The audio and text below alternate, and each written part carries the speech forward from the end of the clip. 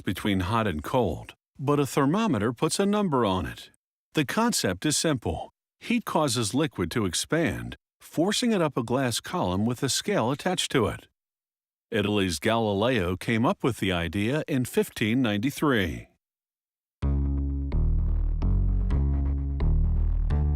Incredibly, these century-old thermometers can still tell the temperature, but modern versions are a bit more precise. To make one, they clamp glass tubing onto a carousel. As it spins, torches heat the center of the hollow glass, while below, the operator pumps air into it. This causes the melted glass to blister. They break the tubing at the blister, creating two tubes with funnel-shaped openings. They anchor a shorter glass cylinder on a turntable and suspend one of the funnel-mouth tubes above it. The tubes spin in concert as torches melt them together. The funnel ensures that the melting doesn't close the hollow tube. Another torch now aims further down the cylinder. It seals the end and shapes it into a ball. To test a sample of the production run, they heat the entire length of the tubing. This creates vacuum pressure, so that when they place the open end in liquid wax, the tubing sips it up like a straw. By watching the liquid ascend, they confirm that the thermometer fills as it should and has the right dimensions.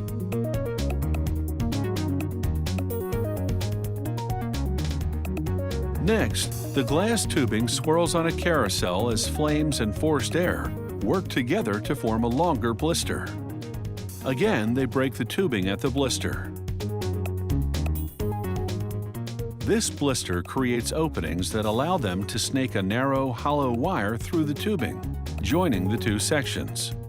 Flames melt and seal the glass around the wire. This is called a glass-to-metal weld, and it creates a more flexible thermometer. They cool the welded glass and wire on a conveyor. Next, they turn on a vacuum pump for several hours to pull the air out of the wire and tubing. This draws the blue liquid wax up, but this time it's not a test. The wax is a non-toxic alternative to mercury that will expand and contract with changing temperature.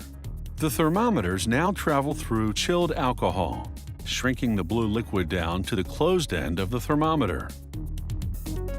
As the tubing turns, flames follow the top end to melt and close it. A heat gun below then drives the liquid up the tubing, and the air pressure creates a bubble in the end that was just closed. This bubble will be the thermometer's expansion chamber. They plunge the thermometers in ice water to calibrate the bulb liquid to 32 degrees Fahrenheit. They scratch the glass at that mark. Next, the thermometers warm up in a bath set at 200 degrees Fahrenheit. The blue liquid shoots up, and they make another scratch.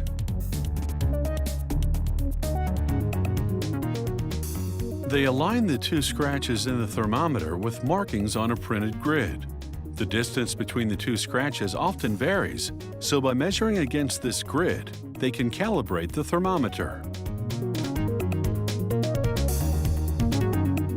They then match the thermometer with the corresponding scale. They install the top section of the thermometer in a case, which can be metal or plastic. They then choose the appropriate scale and slide it between the glass tubing and case. They wrap part of the wire capillary around a joint and then cap it. The sensor bulb of this thermometer will be used to gauge the temperature inside industrial piping, so they protect it with a metal sleeve called a bulb chamber. A glass window slides easily into the grooves of the casing. A plastic cap is the finishing touch. And now these thermometers are ready to gauge the highs and lows of industrial processing, and they're sure to measure up to expectations.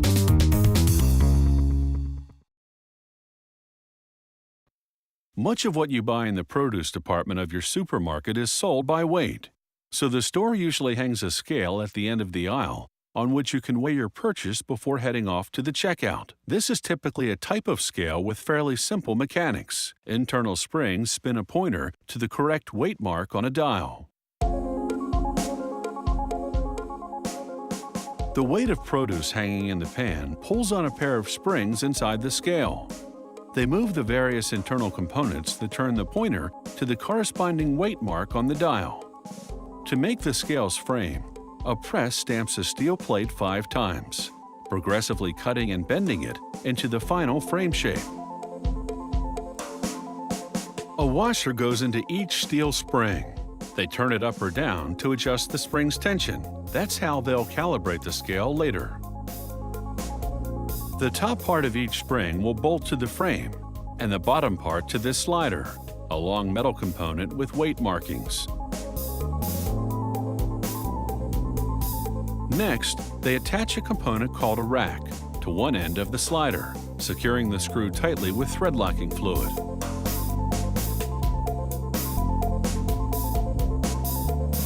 The rack's teeth will mesh with this pinion gear and turn it. They install one end of the pinion into the frame. Then they screw on a metal bridge to support the other end. They insert the slider with the rack attached through the bridge. Now, when you pull on the slider, the pinion turns. Next, they attach the springs to the frame and slider. Each spring in this imperial scale supports up to 20 pounds, making this a 40-pound scale. When weight pulls on the springs, they move the rack, which turns the pinion, which rotates the scale's pointer.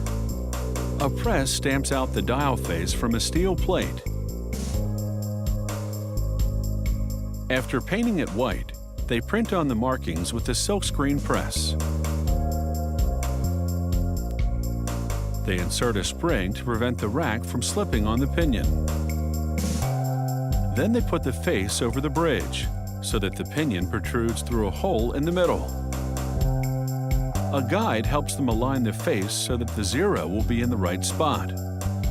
Then they tighten 2 screws to attach the face. A press stamps the pointer from a thin sheet of aluminum. Using a special tool, they twist the end, forming a thin tip that won't obscure the fine line to which the pointer's pointing.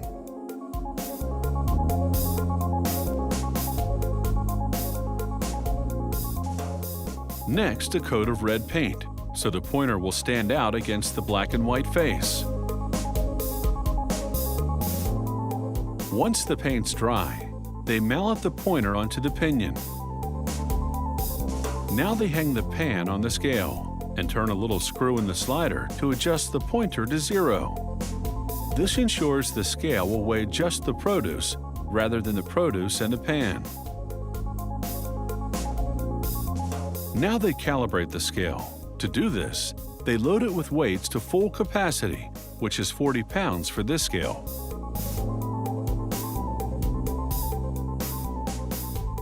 If the pointer doesn't indicate 40 pounds on the nose, they turn the washer in each spring to adjust the resistance.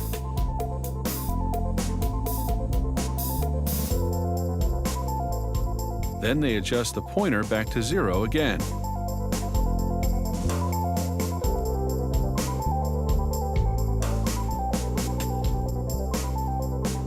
This is what they call a double dial scale, meaning it has a face and pointer on each side. They install the second dial on the opposite end of the pinion so that the 2 pointers move in unison. They close up the space between the 2 dials with a strip of white plastic. This sash ring, as it's called, has grooves for the dials and for the transparent plastic cover that goes over them. Hanging scales can have dials or digital readouts, and they come in a wide range of capacities, from your common 20-pound or 10-kilogram grocery model to heavy-duty 600-pound or 272-kilo scales designed to pull their weight in industry.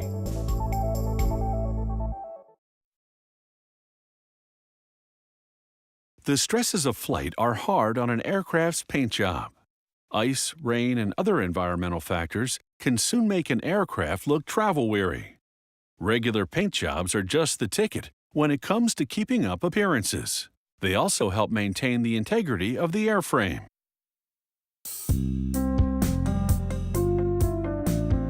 Problems may lurk beneath the old paint of an aircraft. Stripping it off can expose weaknesses in the aluminum skin. They brush on a powerful chemical solution. The paint bubbles off, bearing the aluminum and any small holes or dents in it. They seal the windows and doors and wrap sensitive components like antennas to protect them during stripping and repainting.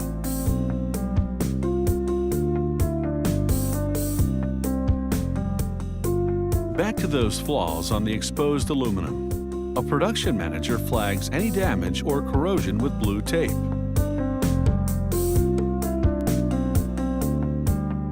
A technician then mixes a 2-part aerodynamic filler.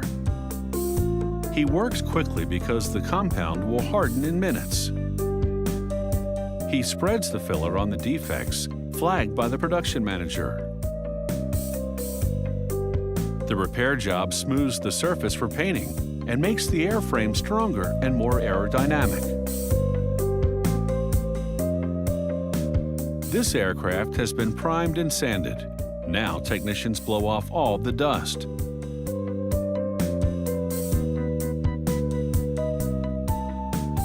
They also wipe it down with adhesive cloths.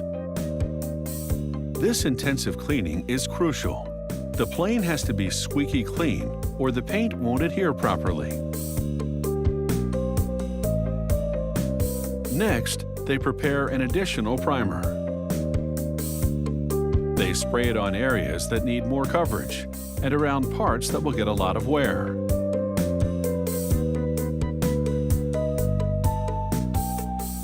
They then mix polyurethane paint with various catalysts and activators.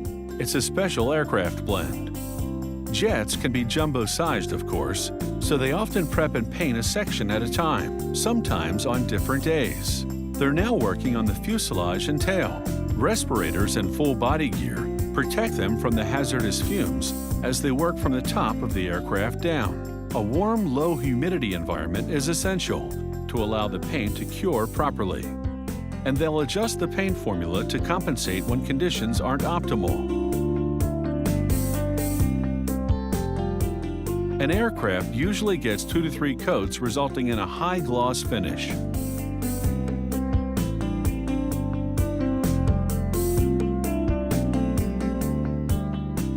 While it dries, a technician demonstrates for our camera the process of painting stripes onto an aircraft. He maps out the paint scheme with tape, then peels away some of it. He spray paints the exposed sections. He peels off more tape and then covers the freshly painted stripes with protective paper, so he can spray another color onto the plane. He pulls back the final pieces of tape, and this job passes with flying colors.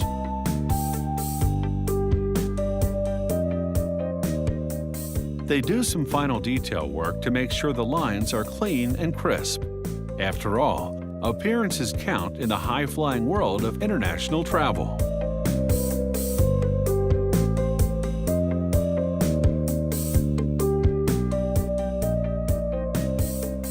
Even very tiny imperfections won't be tolerated. Using fine grit sandpaper, they make them disappear. It can take 4 weeks and 1,800 person-hours to repaint a large jet. And when it comes to price, the sky's the limit. The least expensive jobs cost tens of thousands of dollars, so the customer has the final say. The handshake means this plane is ready to model its new look on the runway.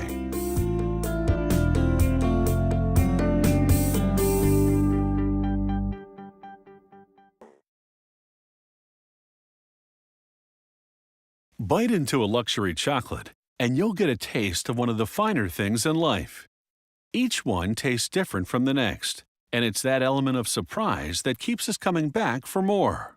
Of course, you could consult the index on the box, but that would spoil the fun.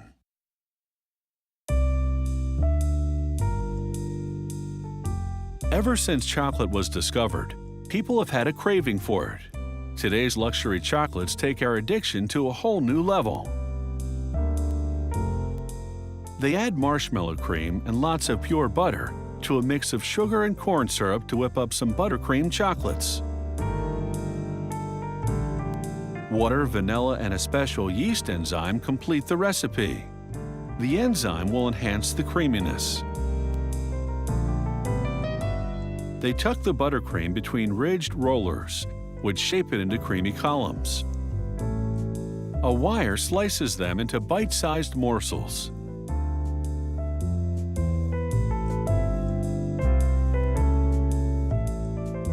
They tamp the buttercreams to a uniform height. Chocolate oozes up through the slats of this conveyor to coat the bottoms of the creams. Then it's on to a cool surface to solidify. Next, the creams travel through 2 curtains of chocolate while being coated on the bottoms again.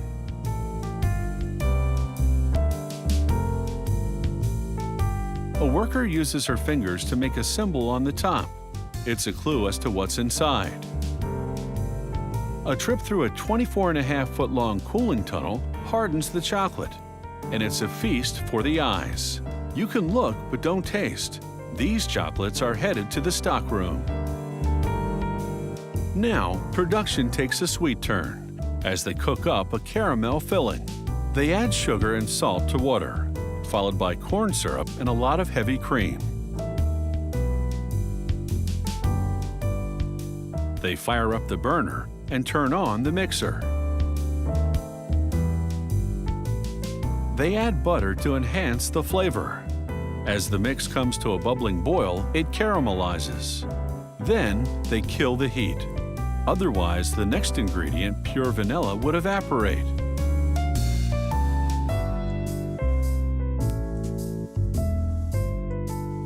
They apply a non-stick substance to a big pan, then pour the caramel into it.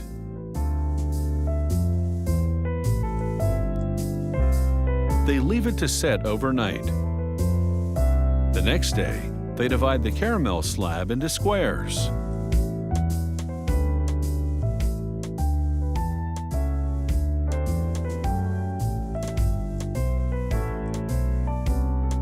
They feed the caramel squares into a device with circular knives. It's called a gang cutter, and it slices the squares into strips. They turn the sliced square sideways, and it goes through the gang cutter again to create caramel cubes. They dust the caramels with starch, so they won't stick to each other as they go through the chocolate coating system.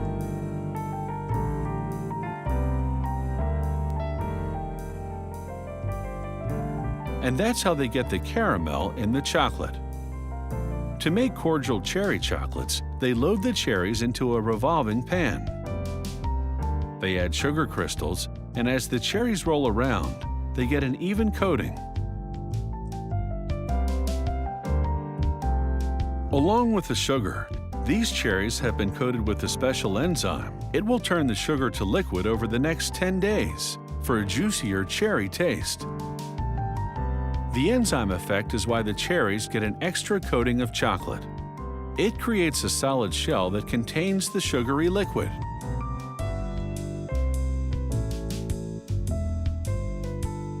And now they're ready for cherry-picking chocoholics.